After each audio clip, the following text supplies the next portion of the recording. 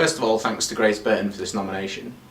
I'm Will, and if you didn't know, today is Time to Talk Day. Today is all about raising awareness around mental health issues and reducing the stigma that people who suffer from them face. 66% of students report facing mental health issues while at university, despite only 0.3% of them reporting this to their institution.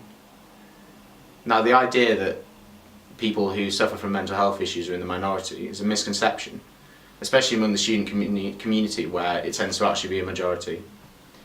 Now, lowering stigma and raising awareness are two great things we can do to help people who suffer from mental health problems, but I believe we can also improve the environment in which they live in.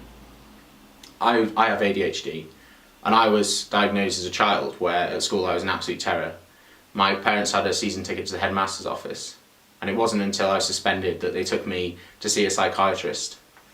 Now, I was placed on the drug Concerta as a drug trial, which is a type of longer acting Ritalin, and that was very successful. I mean, luckily I don't have to take that drug anymore, as I found non-medicinal ways of dealing with my problems. But I think the university can do more to help us, especially where things like deadlines are concerned. I can only work under pressure, and this makes doing large pieces of work like dissertations absolute hell for me.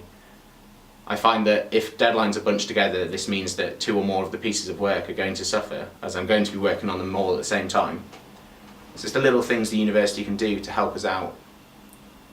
I think another thing that you can do to help people who suffer from mental health issues is to educate yourself. I have a friend who suffers from clinical anxiety, and I didn't have a clue what this was, so I went out and I tried to educate myself. And I bought a great book where this guy, Scott Stossel, talks about his problems with anxiety, and it's great to read about someone who suffers from the disorder itself and has also done an awful lot of research into why it happens and how it can be solved.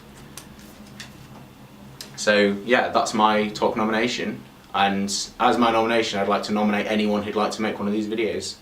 So thank you very much.